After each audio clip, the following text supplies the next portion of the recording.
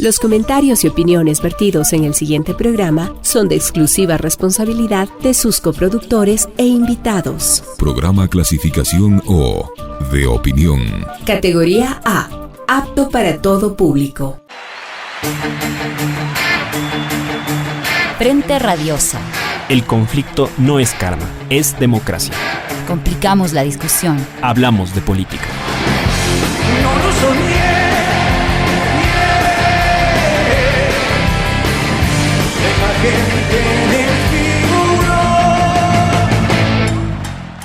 Hola con todas y con todos, bienvenidos nuevamente a Frente Radiosa, un espacio comprometido con debatir y agitar la política. Soy Isabel Díaz y esta tarde los acompañaré en la conducción del programa. Aprovecho para recordarles que estamos a través del dial de Radio Pichincha, 95.3 FM en Quito y 94.5 en el noroccidente de la provincia.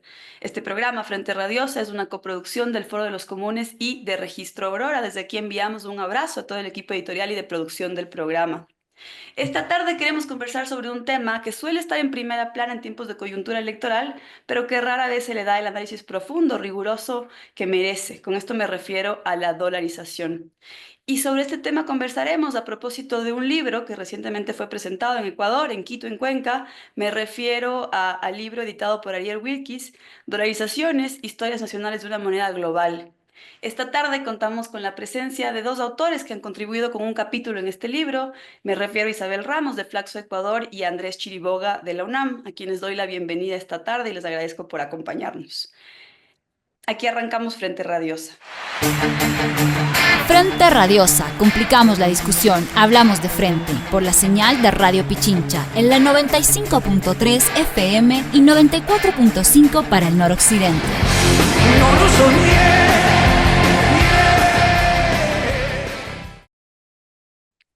Sin más, quisiera comenzar la discusión con nuestros dos invitados. Les doy nuevamente la bienvenida a Andrés, a Isabel. Creo que para arrancar quisiéramos pedirles que nos ayuden a entender el sentido general del libro, ¿no? Entiendo que es una contribución o que lo que busca es desnaturalizar algo que en países como Ecuador damos por sentado, el protagonismo adquirido por el dólar, no solo en la vida económica del país, sino a nivel político, incluso como parte del imaginario colectivo, ¿no?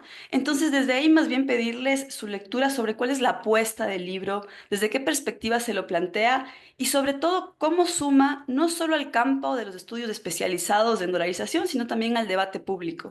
Bienvenida Isabel, arrancamos contigo. Muchísimas gracias. Buenas tardes con la audiencia de Frente Radiosa. Muy agradecida por la invitación realmente.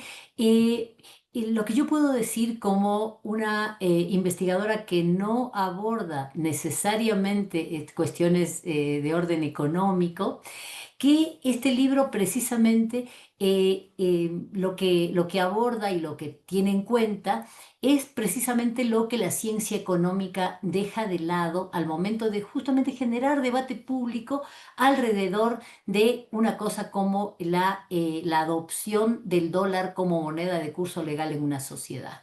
Pasan muchas cosas en las distintas sociedades y una cosa para señalar muy enfáticamente es que no existe una dolarización, no existe una sola forma, y esto lo he aprendido justamente integrándome en un equipo de trabajo, primero por invitación de Andrés hace un tiempo largo, para poder encarar una empresa conjunta desde la sociología económica, desde la sociología y la antropología del dinero, ¿no? Estas cosas existen, aunque no las discutimos en el Ecuador, y desde los estudios de la comunicación, sobre todo de los estudios de medios.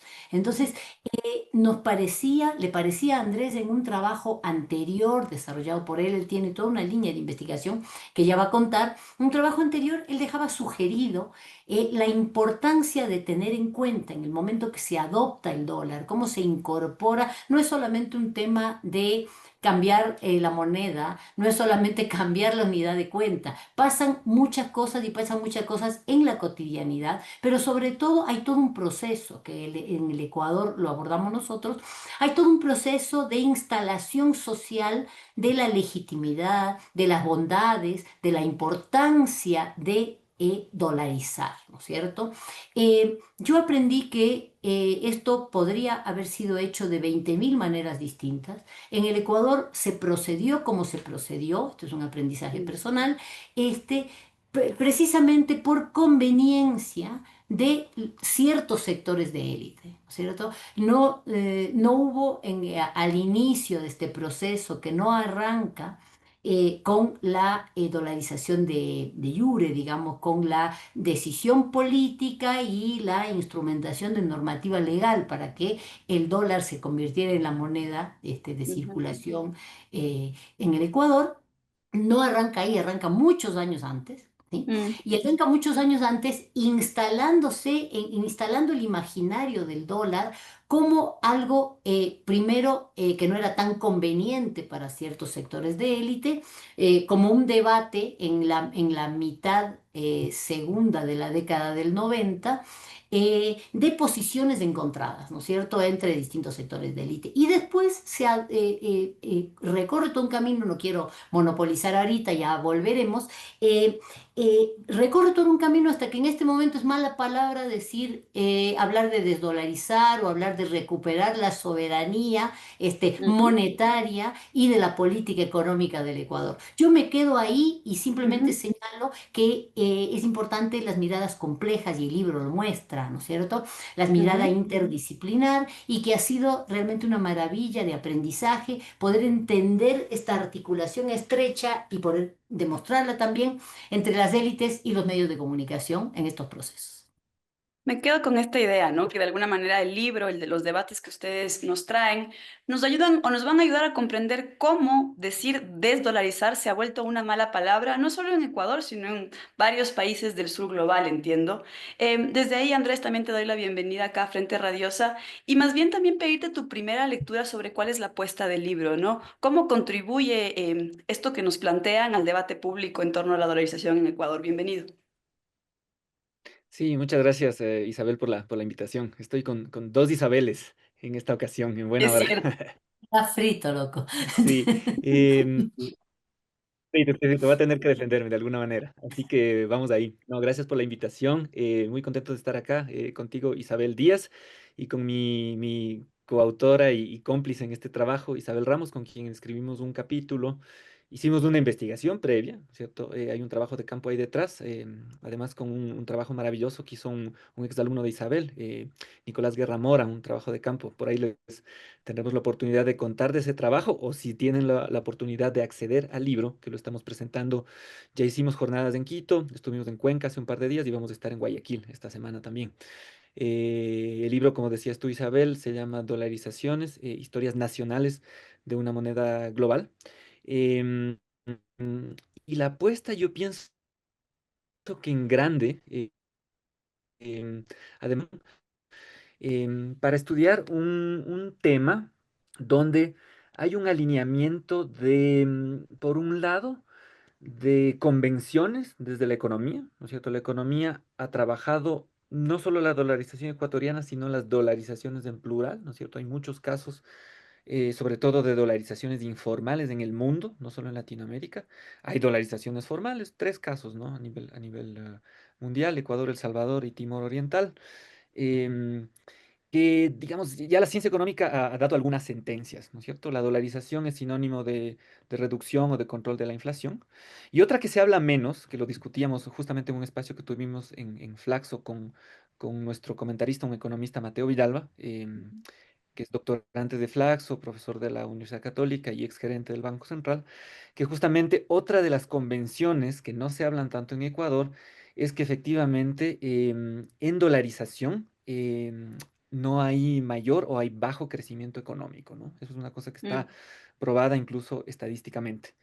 Pero más allá de esas convenciones, em, hay sentidos comunes también, ¿cierto? El dólar es mm, tremendamente popular, es casi una mala palabra. Yo diría ni siquiera hablar en contra del dólar, sino agregar algo de valor a la discusión, ¿no es cierto? mm. Desde la ciencia, desde la economía, es complicadísimo, ¿no? Alguien que se ha puesto a pensar un poquito el tema y quiere decir algo ni siquiera diferente, sino complementario, ya lo tachan de desdolarizador.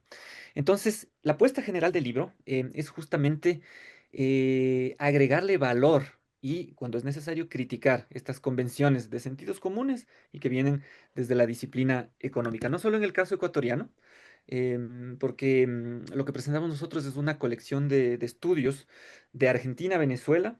Ecuador, ahí tenemos dos trabajos, de hecho, el que hicimos Isabel y yo, y nuestro colega Luis Emilio Martínez trabaja un tema sobre mercado, dólar y mercados populares en Cuenca. Tenemos casos de Cuba, hay dos textos, Haití, El Salvador, México, sobre todo la zona de la frontera con los Estados Unidos, Zimbabue, que es un caso muy curioso de dolarización y desdolarización, Vietnam y Georgia. Entonces, ustedes ven, está cubierto todo el planeta, básicamente en casos donde la moneda norteamericana específicamente ha penetrado. Entonces, la apuesta ahí sobre todo es poner en cuestión, y además sobre la base de trabajo serio, trabajo empírico, digamos, de estas convenciones, ¿no es cierto? Unas, las que les manifesté con respecto al crecimiento económico, con respecto a la inflación, y también una más general en la que confluimos los autores, que es esta idea de la dolarización, ¿no es cierto?, como una decisión o como un clamor, una cosa muy técnica, digamos, un reemplazo, ¿no es cierto? El gobierno toma una decisión, desecha la moneda nacional, que es reemplazada por otra. Que primero es más complejo de eso, porque muchas veces hay procesos de transición, hay monedas que conviven unas con otras, hay monedas que ni siquiera son monedas, que tienen usos y funciones de dinero, pero sobre todo, digamos, estos simplismos, sobre todo de la ciencia económica, esto le digo con mucho cariño a mis colegas economistas, ocultan procesos políticos, económicos y sociales que en el libro lo que hacemos nosotros es revelarlos, ¿no es cierto? Es decir, hay otras historias invisibilizadas que nos parecen tremendamente importante conocerlas y, digamos, ya aterrizando en el caso ecuatoriano, para entender mejor la dolarización ecuatoriana e incluso, digamos, de aquí yo he sido muy tajante, porque fácilmente estas intervenciones las tachan como apuestas desdolarizadoras y demás. Incluso si queremos hacer una mejor gestión de un esquema tremendamente rígido, pensarlo bien, pensar las implicaciones políticas, los intereses que hay por detrás y darle una buena salud, que es lo que ya nos queda básicamente en Ecuador, pues tenemos que entender bien estos procesos. Y esa es la apuesta del trabajo que hemos hecho con Isabel, Luis Emilio Martínez por su lado, profesor de la Universidad de Cuenca, y de los varios autores que confluimos en este libro. Me quedo con esto que mencionaba sobre la importancia de agregar algo de valor, ¿no? Y no quedarse en ese uso panfletario que suele darse a la dolarización, como decía yo, normalmente en coyunturas electorales y atacando a ciertos grupos particulares, ¿no? Y más bien frente a ello, tener estos aportes que incluso abogan por una mejor gestión de este sistema. Desde ahí, quizás ya entrando más al caso ecuatoriano, Isabel, tú en tu primera intervención hacías alusión a esto de que no hay solo una forma de dolarización, sino múltiples formas de entenderla, ¿no? Quizás si nos puedes explicar un poco más al respecto, que incluso admito para mí es algo nuevo plantearlo en esos términos. Bueno, te voy a decir que para mí también, ¿no es cierto? Mm, Sobre todo porque yo no puedo hablar de formas de proceder técnicamente, pero si hay mm, algo que aprendí yo en este proceso, hablo con suma humildad respecto de haber abordado la política económica, la política ujú, financiera, pero entender esto, que son decisiones políticas, o sea, no, que se presentan en el discurso mediático que ha sido el vehículo justamente de diseminación de las iniciativas de los sectores con poder hacia el resto de la sociedad, el uso en los años 90 del sistema mediático asociado por intereses de clase, por paquetes de accionarios compartidos, por espacios compartidos en común con las élites, ¿no es cierto? Tenemos que decir que las élites económicas, políticas y mediáticas construyeron paulatinamente y consolidaron un posicionamiento favorable que incidió socialmente en la aceptación de esta forma de proceder técnicamente, que fue fruto y producto de una decisión política, de un conjunto mm. de decisiones políticas encadenadas que fueron llevando a la política económica a ser lo que es y, digamos, y a tomarse las decisiones que se tomaron. O sea, el sistema mediático funciona como el espacio por excelencia de legitimación de esas decisiones Ujú, políticas con dos estrategias, ¿no es cierto? La primera, presentándola como lo inevitable, lo necesario, cualquiera de las decisiones. Andrés será más hablará con más propiedad de los dos momentos, de los dos repertorios que dice él de dolarización, ¿no es cierto? Pero las decisiones tomadas en cada momento fueron presentadas siempre como lo que había que hacer, lo que era necesario técnicamente hacer. O sea, el discurso político queda como ocluido, como escamoteado en eso. Y la otra cosa es inaccesible para el ciudadano común. Usted, o sea, durante la cobertura mediática lo que le decía al ciudadano y que le dijo por años es, usted no entiende. Entonces, y sí entienden quiénes. Entienden los exponentes del sistema financiero. Una cosa que salta a la vista en el proceso de investigación, en el trabajo de recopilación de estos productos comunicacionales, que fueron en realidad primeras planas, páginas editoriales y la sección económica de los diarios, porque si no el corpus hubiera sido muchísimo más amplio. En esa cobertura, en esos espacios, que podíamos haber tomado en cuenta muchos más espacios, porque la dolarización, la legitimación de la dolarización impregnó incluso las páginas de deportes. Se hablaba de las oportunidades para los clubes deportivos en dolarización, es decir, reduciendo el absurdo en una de las presentaciones. Decíamos que faltaba, que seguramente hasta en el horóscopo que publicaban los medios gráficos en su época de oro, seguramente había cosas de la dolarización. Pero lo que logramos, lo que lo salta a la vista, es un dato de la realidad, es que los actores del sistema financiero privado aparecían por todos lados. Es decir, estaban como consultados como técnicos expertos. Hay una puerta giratoria recurrente en el país entre los bancos privados y los espacios de gestión de la política económica, es decir, el Banco Central, el Ministerio de Economía, y eso es histórico, ¿no es cierto? Entonces son los mismos actores hablando el mismo lenguaje, sacando al ciudadano común, digamos, poniéndolo como simplemente receptor de información y de cierta información, es decir, escamoteando temas, produciendo encuadres favorables a las decisiones de ese sector social que estaba por todas partes. Y una cosa recordaba con un estudiante, porque el proceso de investigación ha tenido, ya está.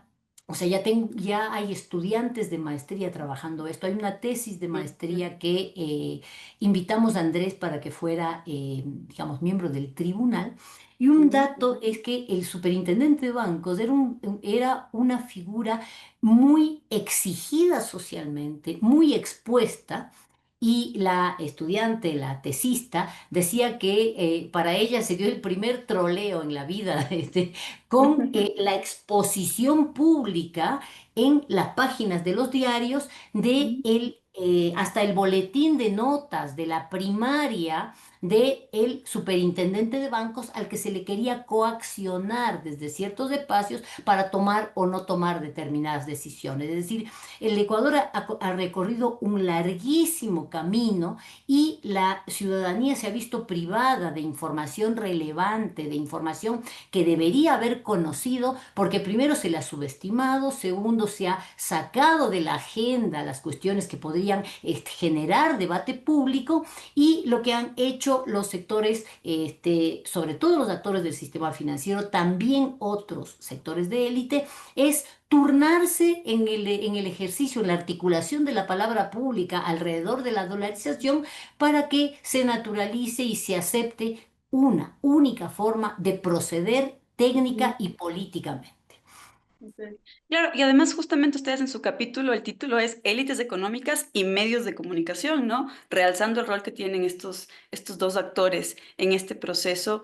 Me parece súper interesante, además, quizás sobre eso podemos dialogar más adelante, sobre cómo esto que tú mencionas, que en un principio se planteaba como inevitable, pero además inaccesible para la población, hoy es parte del sentido común que muchas personas en distintos lugares sociales defienden a capa y espada, por decirlo menos, ¿no?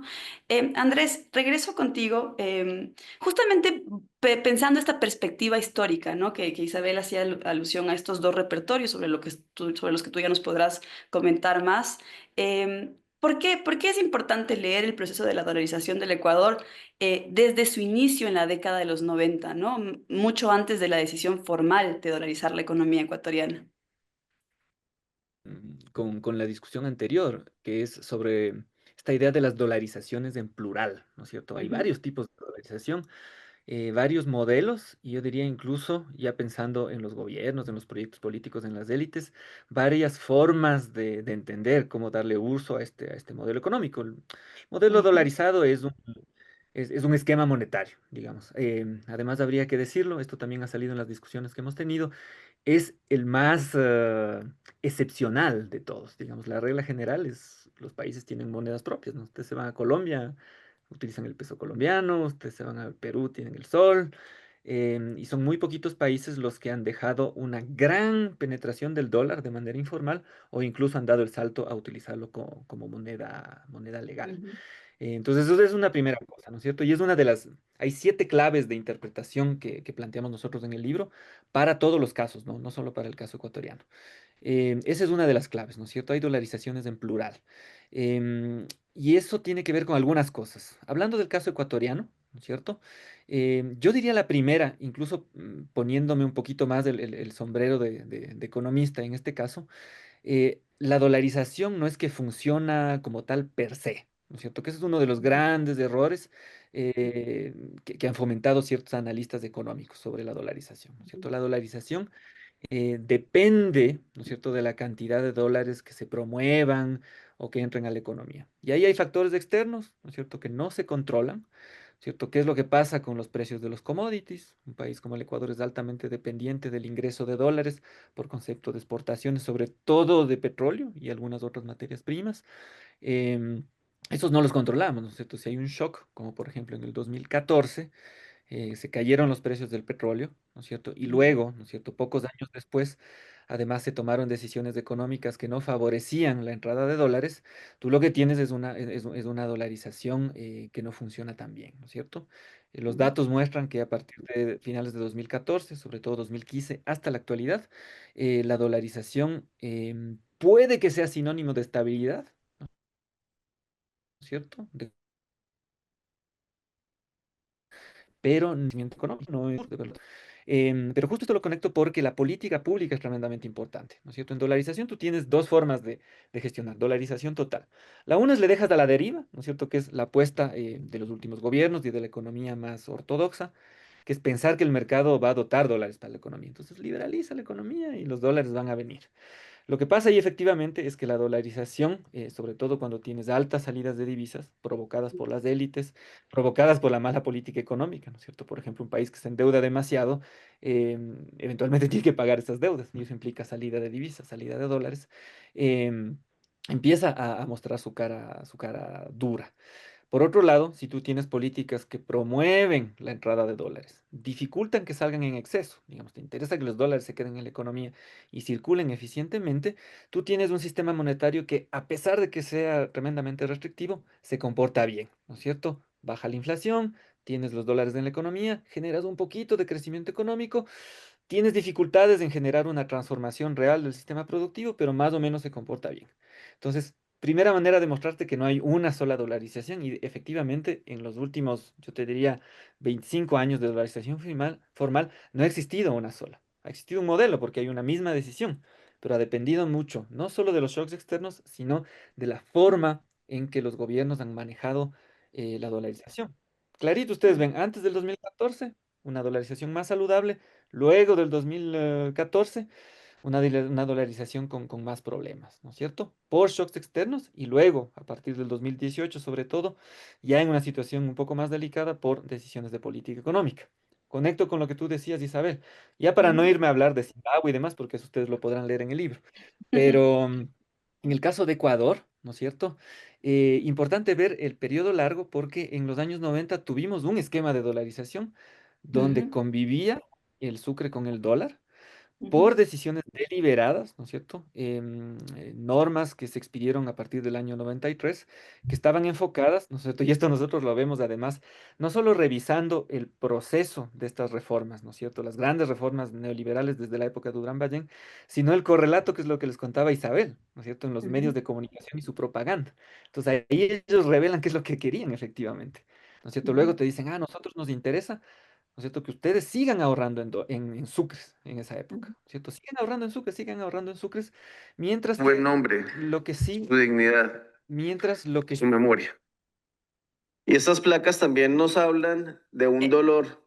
Dale. Creo que tuvimos ahí un problema técnico, pero bueno, la discusión sigue. Andrés, te doy la palabra para que culmines esta idea que nos venías compartiendo.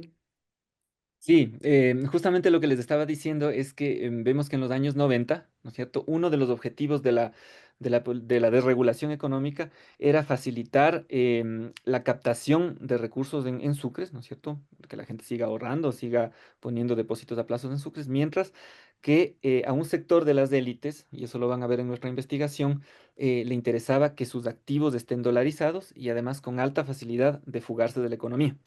Entonces ellos crearon un esquema, ¿no es cierto? La idea que este sector de las élites financieras tenían para la dolarización era que haya muchos dólares en la economía, pero sobre todo en sus activos, en sus inversiones y sobre Ujú, todo colocadas en el exterior, mientras que les interesaba que la gente siga manejando su cosa. Entonces tenían una ujú, visión de la dolarización que era muchos dólares, ¿no es cierto?, que los manejamos nosotros a través de activos y el resto de la población sigue con sus sucres a nivel de pasivos, ahorros, depósitos a plazos, etcétera. Entonces, ahí se muestra claramente que había un tipo de dolarización, que había un plan de un grupo de las élites, mientras que sí había otro grupo de las élites vinculadas más al comercio, ¿no es cierto?, que ellos ujú, manejaban los flujos de dólares a la economía, que ellos sí abogaban por la dolarización al 100%, que son un poco los que se han quedado en la historia, ¿no es cierto? Joyce Higgins ujú, de Ginata, la Cámara de la Pequeña Industria del Guayas, que ellos decían dolarización al 100%, dolarización al 100%, y al final en el año 2000 es como que Mauad toma una decisión, para algunos buena, para algunos mala, el Banco Central estaba preparado, para otros no, que se alinea a un sector de las élites. Y eso más bien es la historia que nos queremos mostrar.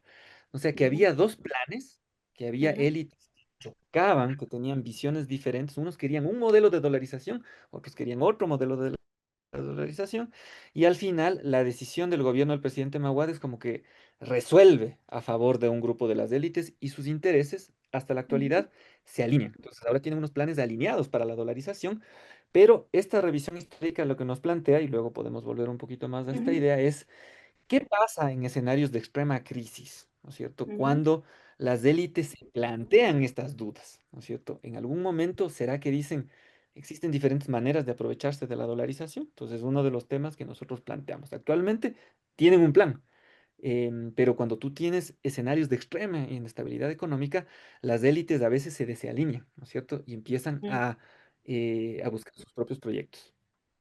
Creo que ahí eso es muy interesante lo que planteas respecto a resaltar que hay un grupo de las élites económicas que se beneficia en su momento, ¿no? Que bueno, ahora pueden estar alineadas, pero creo que eso también hay que destacarlo y comprenderlo bien, ¿no? Y sobre eso quizás podemos seguir dialogando más adelante contigo, Andrés. Isabel, igual y aprovechando esta perspectiva histórica y lo que tú ya mencionabas previamente sobre el rol que tuvieron en su momento los medios de comunicación en torno al despegue de la dolarización, por ponerlo en esos términos, quizás preguntarte también tu lectura sobre el rol que tienen al día de hoy en torno a temáticas relacionadas a la dolarización en el país en un momento en el que ya es parte de un sentido común, como se ha dicho varias veces a lo largo del programa hasta ahora, es casi que una mala palabra decir desdolarizar, ¿no? Pero eso también es parte de una construcción hegemónica, tal vez política, de la cual los medios son un actor fundamental, ¿no? Entonces, más bien pedirte tu lectura al respecto. Bueno, no es posible pensar en este tipo de procesos sin pensar justamente esa articulación entre el sistema político y el sistema mediático. Hay una noción, es la de paralelismo político, justamente que es hasta qué punto el sistema mediático es capaz de reflejar las decisiones, digamos, las divisiones políticas de las sociedades, ¿no es cierto? En este sentido, ha habido cada vez más se ha evidenciado, digamos, el papel de las élites tradicionales en y con los medios de comunicación. En el caso decíamos hace un ratito, en el caso del proceso dolarizador del Ecuador, ellos fueron fuentes expertas, funcionarios de Estado, también evidentemente representantes de cámaras empresariales y anunciantes, porque todas estas medidas de presión que instrumentaron, por ejemplo, porque yo las llamo medidas de presión, aunque no aparecen como tales. Ustedes saben que las decisiones o las acciones más violentas, dice alguien francés muy importante, son las que no aparecen como violentas, ¿no es cierto? Entonces, esta presión para que, por ejemplo, en el primer repertorio dolarizado, las personas continúen ahorrando en dólares, fue con pauta pagada, páginas enteras, páginas completas que eran tremendamente caras, bueno, sus sucres están bien, tenemos altas tasas de interés y después demandando que se sancionen en el Congreso Nacional las leyes que convenían a ese primer repertorio dolarizado. Entonces, ¿qué quiere decir? Hay y sigue habiendo esta unanimidad de criterios respecto no solamente a la dolarización, sino a las cuestiones que convienen digamos, a la discusión o digamos, a la temática, a la agenda privilegiada por los sectores de élite que a veces se articulan armoniosamente, a veces tienen algunas tensiones y en ese marco aparecen oportunidades políticas para la movilización, la acción colectiva, lo sabemos, o se vuelven a realinear y a actuar de manera orgánica. Entonces, ¿qué es lo que pasa? El sistema mediático ecuatoriano en estas condiciones no solamente existe una situación de alto paralelismo político, sino de captura mediática, como esto es una cuestión que finalmente en los estudios de la comunicación está desde hace poquito como característica de los sistemas mediáticos latinoamericanos, ¿no es cierto? ¿Hasta qué punto, más allá de las normas y de las leyes que rijan los procesos de interlocución pública mediatizada, a pesar de las leyes de medios, a pesar de las leyes digamos, de la defensa de la libertad de expresión, de las condiciones en las que se desarrolla el periodismo, a pesar de eso, los sectores de élite se arreglan para que esas normas y esas leyes se vuelvan prácticamente incumplibles en el marco de sus intereses y para que los medios de comunicación dominantes, las grandes empresas mediáticas, acompañen sus iniciativas con distinto tipo de estrategias. O sea, una estrategia muy común en la actualidad justamente para este uso doloso de la desdolarización que se hace sobre todo en periodos de campaña electoral es absolutamente de manual. Producen bajo sus propias redes una publicación en el exterior del país, no importa si es Perú, no importa si es Colombia, no importa si es cualquier país, o ahora cualquier influencer en redes, pero que no sea nacional.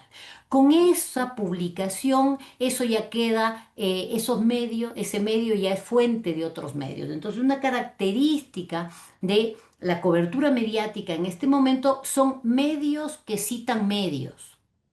Periodistas entrevistando a periodistas. Esto no es, lo hemos naturalizado en el Ecuador, pero un periodista es un productor de información, es decir, se lo conoce por su trabajo, no por sus brillantes ideas para ser entrevistado, porque ese no es su rol, pero en este país se utiliza de esa manera. Entonces, cada vez que se quiere agitar el fantasma de la desdolarización, aparece como una noticia en un ámbito periodístico que se convierte y que se reitera y se repite, ¿no es cierto? Hay un guión bien establecido para utilizar de esa manera lo que convenga en ese momento y utilizarlo como arma arrojadiza para la otra, digamos, para la oposición o para el actor político de otro signo. Una cuestión que surgió, les cuento anecdóticamente, en una de las exposiciones justamente y presentación del libro, es un colega nuestro muy connotado que trabaja la historia de la sociología en el Ecuador, es muy reconocido, ¿sí? Y él expuso una cuestión que había sido una construcción mediática justamente en una de las campañas electorales previas, un candidato a la presidencia o a la vicepresidencia que supuestamente, según el colega, no sabe callarse la boca respecto a las cosas y no. Entonces, bueno, era una construcción mediática, se reeditó una intervención en un foro académico con una cuestión que no tenía nada que ver, entonces, y se la puso como si fuera de actualidad, entonces el candidato quedó como un imprudente que se expuso a que se piense que se iba a desdolarizar. Quiero terminar solamente con una cosa importantísima, que es que esto de la crisis que decía Andrés, es sobre una situación de crisis y las consecuencias de esa crisis que puede triunfar este discurso social favorable a la dolarización, porque precisamente siempre está en el imaginario social que los dólares son fuertes y que la inversión o los ahorros o el respaldo económico de las familias está en los dólares. Por mucha experiencia social, por la gran emigración, por las remesas, por la situación de los migrantes que están afuera y vienen de visita y muestran que tienen éxito, que no les falta nada, que no sufren lo que se sufría aquí. Entonces esto ha generado un caldo de cultivo o un clima de opinión favorable a justamente a que la dolarización se acepte en las condiciones de la forma que convino en ese momento, ¿no es cierto? Solo decir que esto fue un clima construido que se continúa reeditando cuando conviene políticamente. Mm. Andrés, sí, dime. Isabel, sí, perdona que te interrumpa, pero quería agregar una pequeña idea a esta última intervención de Isabel, que también tiene que ver con el objetivo del libro y de las discusiones que estamos teniendo de manera pública, es que justamente para trascender, digamos, de estos framings mediáticos sobre la dolarización, la desdolarización, que como te cuenta Isa, anecdóticamente, curiosamente, hasta se reproducen en las discusiones que hemos tenido. Em, Creo que tenemos, de corazón, estamos esperando llegar en un momento donde se puede hablar del dólar francamente por fuera de las calenturas electorales. Porque en las Mm, calenturas electorales todo se cierra a el candidato que quiere sacarle al Ecuador del dólar y la candidata que tiene la apuesta contraria, ¿no es cierto? Y los políticos muchas veces son los que más caen en esta trampa y más ayudan a ensuciar la discusión, lamentablemente. Pero ujú, ahora lo que nosotros estamos es llamando la atención sobre algunas cosas. Es como miremos incluso esos momentos electorales para que vean ujú, ustedes cómo se construyen los framings mediáticos alrededor de la dolarización, que es el trabajo maravilloso que hace Isabel Ramos. Y por ujú, otro lado, un mensaje que nosotros dejamos es, más allá, digamos, de caer en el candidato A es el de la desdolarización, el candidato B es el que protege la dolarización. Miremos a las élites. Las ujú, élites tienen proyectos para la dolarización y hay evidencias empíricas, históricas y más contemporáneas de que muchas veces una cosa es lo que dicen y otra cosa es lo que realmente están pensando. Entonces, las élites económicas ya nos mostraron a finales de los 90 que tenían un proyecto maravilloso donde el dólar convivía con otra moneda, ¿no es cierto? Ahora le tachan al ex candidato a la presidencia, ex candidato a la vicepresidencia. Digamos que es una persona que no tengo idea qué patrimonio tendrá, pero de ninguna manera pertenece a ninguna élite. Tiene reflexiones académicas al respecto. Más bien yo te diría mucho en la línea de una gestión saludable de la dolarización. Y no estamos viendo lo que dicen las élites oligárquicas que ahora tienen además la presidencia de la República, hay que decirlo con todas las letras. Esas ujú, élites oligárquicas, Isabel, amigos, amigas que ujú, nos escuchan, en los 90 tenían un proyecto desdolarizador, donde les interesaba que ellos tengan sus activos dolarizados y los pasivos, incluso podrían ser sus propias deudas en otra moneda, donde los terminan licuando, ¿no es cierto? Eso hicieron en los 90. ¿Será que tienen otro plan? Y verán, me remito a un tema que salió en nuestras discusiones. Ha sido muy ricas las jornadas que hemos tenido.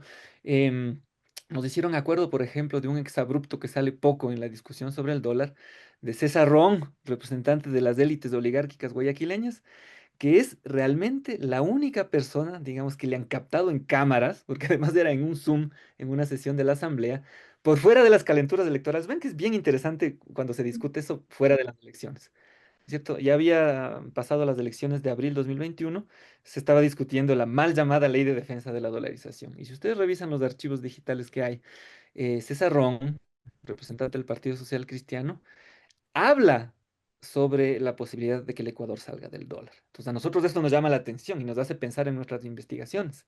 Existen élites que sí tienen un proyecto preparado donde el Ecuador tiene una nueva moneda, donde el Ecuador tiene el dólar conviviendo con otra moneda, y más bien realmente son las élites las que están pensando en este tipo de cosas. Entonces, nuestro llamado de atención a la gente que nos lee, a la gente que escucha este programa, es una vez que se enciende la calentura electoral, acuérdense de los proyectos de las élites, porque esto no lo van a ver en los medios de comunicación. Los medios de comunicación le van a volver a apuntar así con el dedo a un solo partido y a un solo candidato, cuando son ellos realmente los que sí tienen un proyecto donde yo te diría más que nada la moneda es funcional a sus intereses, a sus esquemas de generación de renta. Eso es lo que yo quería agregar como mensaje, como la contribución que nosotros queremos hacer fuera de la calentura electoral. Creo que eso es clave, Andrés, e incluso más adelante podemos seguir discutiendo sobre eso. Yo lo había planteado en términos de las red flags, ¿no? ¿A qué le tenemos que prestar atención cuando más allá de la coyuntura electoral, qué tipo de medidas se están tomando, cómo se está manejando la economía del país, que en efecto a mediano o largo plazo pueda poner en peligro la dolarización como tal, ¿no? Y quizás sobre eso nos puedes compartir tus impresiones más adelante, Andrés. Isabel en breve tiene que dejarnos, tiene otro compromiso, entonces quisiera darle la palabra. Sin dejar de darte la oportunidad también para que nos comentes tu lectura sobre el gobierno actual, un poco también el interés del programa en este último tramo, por así decirlo, era conectar con los efectos económicos, los efectos del modelo económico neoliberal encarnado por Noboa en la dolarización, pero en la convivencia social, ¿no? En la situación de los y las ecuatorianas hoy por hoy. Entonces, desde ahí preguntarte, Isabel, sobre todo desde tu experticia, el campo de la comunicación, ¿qué fichas está moviendo Noboa? ¿En beneficio de quién? Pero ¿cómo nos está presentando? O sea, ¿cómo se está presentando este régimen en la opinión pública, ¿no? Bueno, por desgracia, tenemos un dato de la realidad, ¿no es cierto? El alto porcentaje de apoyo electoral que tuvo este gobierno, en este momento le da margen para poder hacer lo que está haciendo y que se presenta de manera distinta, ¿no es cierto? Hay toda una construcción del gobernante comprometido con las mayorías que contrasta con la realidad experimentada a diario, ¿no es cierto?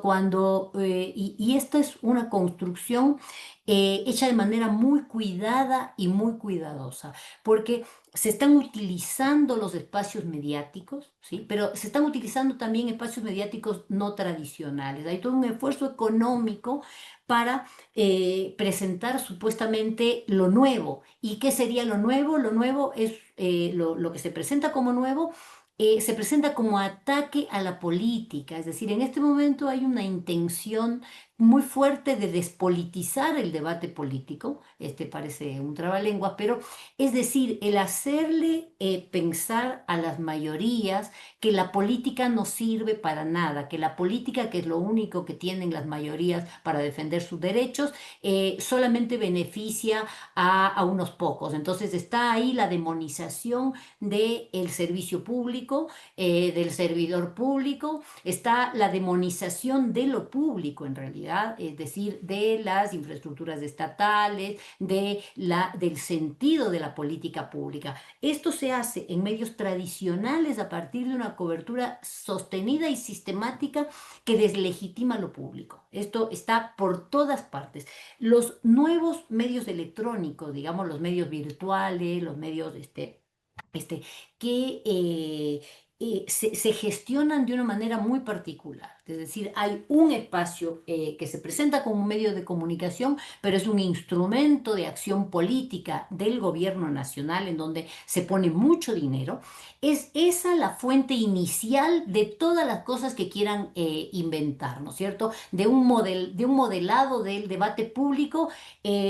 En dos planos, ¿no es cierto? La exaltación del compromiso del gobierno nacional con las mayorías que no se ve en la realidad, ¿no es cierto? Cuando uno le pregunta a un ciudadano común y corriente qué medida en concreto ha tomado el gobierno nacional que beneficie en algo su vida o que incida positivamente en su cotidianidad, nadie sabe, pero en abstracto es es el nuevo Ecuador que nos va a liberar de los que se aprovechan de la política, de los trabajadores vagos, de la ineficiencia en el servicio público, de las cosas que no funcionan, porque las van a hacer funcionar. Y cada vez el tiempo de vencimiento de este proyecto de van a hacer funcionar se difiere más, ¿no es cierto? Cada vez el tiempo verbal por excelencia, bueno, son dos, futuro simple y futuro compuesto. Y eso es todo, o sea, es siempre lo que van a hacer. Y este medio electrónico también tiene otra línea de intervención, que es la de la exaltación de la belleza y de la bondad de la familia tradicional, de la elegancia, de la gracia, de la primera dama, y de el hacer ver que es un equipo joven, fresco, comprometido, de gente sonriente, rubiecita, bien plantada, bien vestida, que sabe lo que está haciendo, ¿no es cierto? Entonces hay una cosa de lo nuevo y lo viejo que está funcionando de manera muy peligrosa para instalar un debate público despolitizado, en el cual las iniciativas hay otra cosa, otra iniciativa comunicacional tremenda, es la titulación. Esto ya lo hacía Guillermo Lazo, pero también lo hace Novoa, la denominación de las normas legales, ¿no es cierto? Llamarle ley de solidaridad a lo que hace, a una que hace lo que nos está haciendo, llamar ley de integridad pública a avasallar los derechos laborales, en fin. Hay muchísima cosa. Y aprovechar el primer momento, porque esto no, digamos, va a tener que o recibir más inversión o va a tener que reconfigurarse para tener efecto en el mediano plazo. Están aprovechando el coletazo de la elección y están aprovechando la pauta publicitaria millonaria en espacios clave de medios digitales y medios masivos para poder generar predisposiciones favorables que les permitan tomar decisiones peligrosísimas que se están tomando para el patrimonio, para el erario público, para los derechos laborales, para bueno, para la clase trabajadora. Entonces mientras fortalecen esta idea de mano dura, también estoy contra la delincuencia común, es decir, hay un desdibujamiento del sistema financiero como el gran articulador de los recursos del crimen organizado, del narcotráfico. Escúchenme una cosa, qué exitoso será esto, que nos hemos olvidado en cajas de qué fruta va la cocaína a los puertos europeos, ¿no es cierto? Entonces nos hemos olvidado de eso, nos hemos olvidado de los niños de Malvinas, nos hemos olvidado, miren, solamente termino con esto, estos dobles estándares, ¿no es cierto? Por un lado, los niños de Malvinas no debían ser llamados niños, eso es un crimen de Estado que no aparece como crimen de Estado, pero cuando se denuncia, a mí me cuesta un poquito esto de el asambleísta de 19 años que hacía dibujitos, que atacan a un niño, ese sí es niño, ¿sí? Los niños de Malvinas no son niños, eran delincuentes, en fin. Entonces, este manejo de la comunicación a partir de la fuerte inversión en troles, en paquetes de likes, en medios que no son medios, sino instrumentos de acción política gubernamental, lo que está cimentando es este neoliberalismo autoritario que con primero el desprestigio de lo público y la aceptación social de la mano dura. Entonces, en ese caldo de cultivo, cualquier decisión de política económica va a poder ser aceptada sin dificultad, porque si se presenta con un gobierno que te protege con mano dura, que trae lo nuevo y que tiene, digamos, y que te hace promesas que todavía funcionan, esto puede mantenerse durante un tiempo más, todavía hasta que se reinvente la estrategia. Lo más tremendo es la falta de incidencia en lo comunicacional desde sectores de oposición, ¿no es cierto? En donde hay discurso desarticulado, hay interlocución desordenada y precisamente el ciudadano común no ve una voz que refleje sus demandas y que le ofrezca la supuesta protección que sí le ofrece comunicacionalmente el gobierno nacional. Bien, muchísimas gracias, Isabel. Tenemos ahí además un debate pendiente, ¿no? Pensar más allá de los medios hegemónicos que son fundamentales, también el rol de redes sociales, Instagram, TikTok, y cómo todo De la esto, plataformización del debate exacto, político, que ese es cómo otro se, tema en el que no me he cómo se metido porque es producen tremendamente complejo. cómo se producen esos contenidos, también cómo funciona el algoritmo. Es interesante y hay que comprenderlo de verdad para no quedarnos siempre en el debate de la coyuntura, de las pequeñas disputas, sino ver cómo se está haciendo política, qué tipo de subjetividades se están construyendo en el país para poder salir del embrollo en el que estamos. En todo caso, te doy las gracias, Isabel, por habernos acompañado esta Yo les tarde. agradezco muchísimo este espacio y tengo que agradecer públicamente a Andrés. Le agradezco cada vez que tomo la palabra respecto del libro, porque si él no me hubiera invitado como comunicóloga a participar en una cuestión como esta, la verdad me habría privado de unos aprendizajes que estoy disfrutando muchísimo, además de interpelar nuevamente el rol de la comunicación política en estos debates. Muchísimas gracias por todo y gracias, Andrés, nuevamente por esta invitación hecha hace unos años ya. A ti, Isabel, fundamental estas perspectivas interdisciplinarias que nos traen el día de hoy. Andrés, nos quedan todavía 10 Gracias. minutos para seguir en la conversación. Isabel antes nos daba ya el pase gol cuando hacía mención a las últimas leyes aprobadas por el Gobierno Nacional. Quisiera además aprovechar tu experticia en esa área, ¿no? Y discutir algunas cuestiones económicas de estas leyes que digo han sido aprobadas en los últimos meses. Quizás la última y más notoria, la Ley de Integridad Pública, que habla del fin de las cooperativas, con donaciones tributarias, golpea de alguna manera la estabilidad de servidores públicos, también el tema de las jubilaciones, en fin. Se dice además que es una especie de colcha de retazos, ¿no? Que topa varios temas fundamentales para la vida, no solo social, económica, política también del país. Entonces, desde ahí preguntarte, ¿cuál es tu lectura al respecto? ¿Qué fichas está moviendo Novoa y a quién está beneficiando con estas últimas jugadas? Sí, Isabel, y lo voy a conectar además con la discusión que tenemos nosotros sobre dolarización y élites, que están tremendamente conectadas, ¿no? Además, el tema de la dolarización es el tema en la discusión económica ecuatoriana y todo se conecta.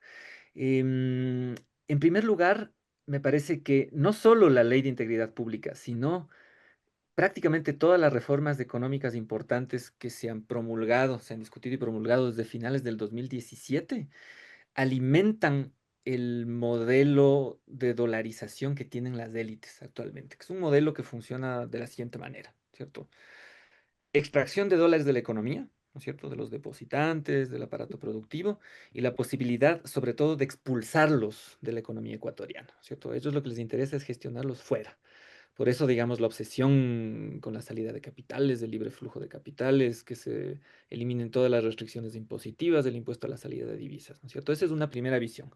Nosotros queremos manejar los dólares y queremos la capacidad de expulsarlos de la economía, que es una contradicción brutal con la propia salud de la dolarización, pues porque la dolarización lo que necesita es dólares en la economía ecuatoriana, circulando eficientemente, yendo de un bolsillo a otro, de una cuenta a otra, financiando el desarrollo, etcétera. Entonces, esa es una paradoja, diríamos, así si lo vemos desde fuera, pero es parte de su plan, ¿no es cierto? De su plan egoísta, ¿no es cierto? La visión que ellos tienen del dólar para ellos. Y la ley de integridad pública, digamos, para centrarnos en eso, me parece que es una pieza más, ¿no es cierto? De ese largo aparato normativo donde están las élites, donde está el sector financiero, donde está el Fondo Monetario Internacional, ¿no es cierto? Jugando un rol a través del tema del crédito, que es otro de los componentes importantes para entender cómo leen las élites la dolarización. Entonces, para las élites, la dolarización es la plata afuera, ¿no es cierto? La plata que no es de ellos, incluso muchas veces, ¿no? Son de los depositantes cuando hablamos del sistema financiero. ¿Y quién tiene que, si me permiten un término muy coloquial, apechugar o hacerse cargo de la expulsión de dólares de la economía? El Estado, ¿no es cierto? ¿A través de qué? Deuda externa, ¿no es cierto? Mm. Nosotros sacamos la plata, ponemos en riesgo la dolarización, pero el Estado que se endeude con el FMI, pues con los mercados de capitales, con el BID, con quien le dé la gana, con los chinos, ellos que traigan los dólares de la economía mientras nosotros expulsamos los dólares privadamente.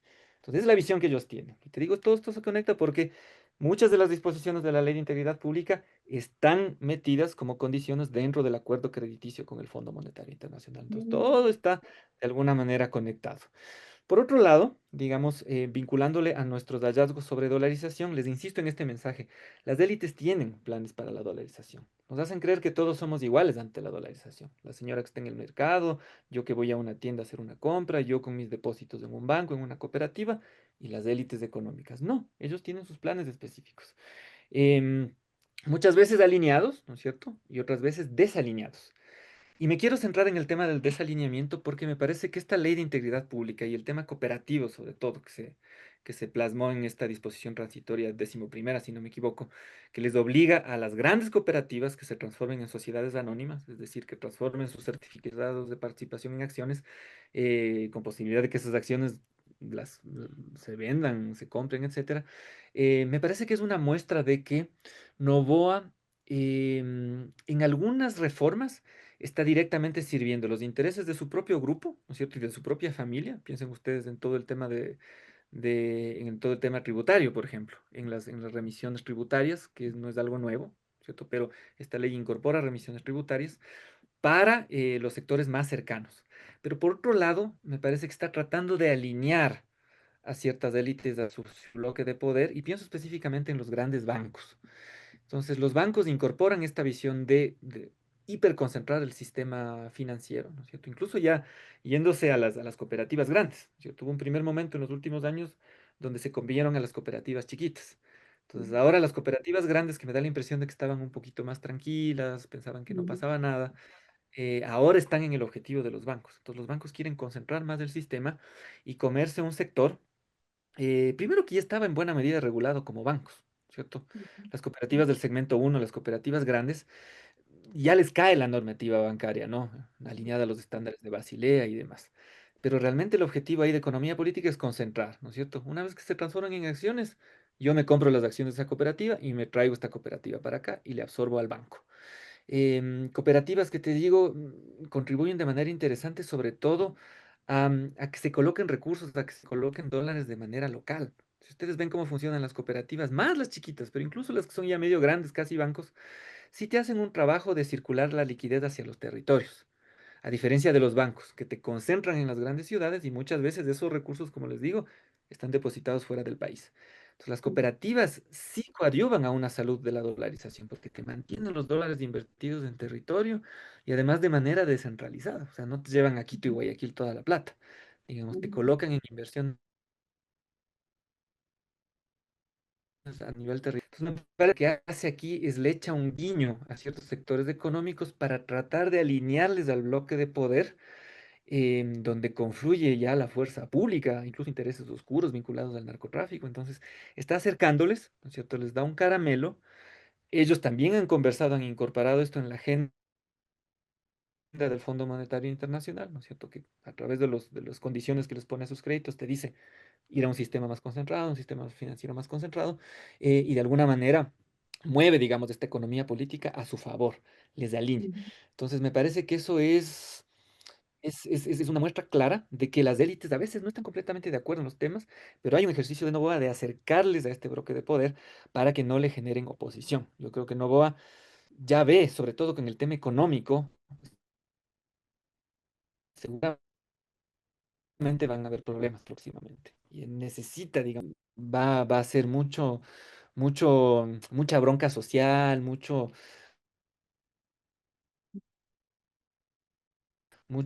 pienso que la gente se va a dar, busca un bloque que de alguna manera sostenga las políticas que están haciendo, que son tremendamente nocivas. El tema de cooperativo, digamos, ojalá prosperen estos recursos de inconstitucionalidad, lo veo complicado. Además, no son discusiones solo técnicas, sino son políticas también, a ver qué decisiones toma la Corte Constitucional. Si no, a las cooperativas lo que les tocará, me parece, en el corto plazo, una vez que la normativa secundaria que haga la Junta Monetaria y Financiera, será tratar de defenderse de alguna manera, ver que no les compren las acciones, porque más allá de un proyecto, un pseudo proyecto de regularles mejor, de proteger a los depositantes, etcétera, lo que está por detrás es grupos económicos que se quieren comprar las acciones y desbaratarles y absorberles a estas cooperativas, que en ese escenario lo que les va a tocar es defender esas acciones a capa y espada. Ojalá con buenos intereses, para sostener de alguna manera el funcionamiento de estas entidades que son muy positivas para un sistema financiero saludable, incluso pensando en la propia dolarización. Muchísimas gracias, Andrés. Me quedo con estas ideas fuertes que has planteado, que han planteado a lo largo del programa, sobre todo esta idea de que hay un plan egoísta de la dolarización, decías tú, en el que quieren dólar para ellos, para intereses de las élites muy particulares, muy puntuales, pero no están pensando necesariamente en una gestión saludable de este sistema. Te agradezco a ti nuevamente, también a Isabel que nos acompañó hasta hace pocos minutos por haberse dado cita esta tarde aquí en Frente Radiosa. Se nos acabó ya el tiempo, nunca es suficiente para este tipo de discusiones, pero muy interesante realmente. Invito a nuestra audiencia además a que se den el tiempo de leer este importante aporte que nos hacen. En este caso contábamos con la presencia de Andrés e Isabel, pero varios otros autores, ¿no? Dolarizaciones, historias nacionales de una moneda global. Con esto cerramos Frente Radiosa. Nos vemos el próximo lunes a las 6 de la tarde por la señal de Radio Pichincha. Muchas gracias. Hasta luego. Chao, Andrés. Gracias. Una coproducción del Foro de los Comunes, Registro Aurora y Ecuador para Largo. No lo soñé.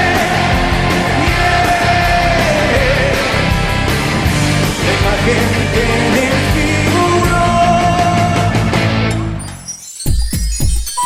Programa clasificación O, de opinión. Categoría A, apto para todo público.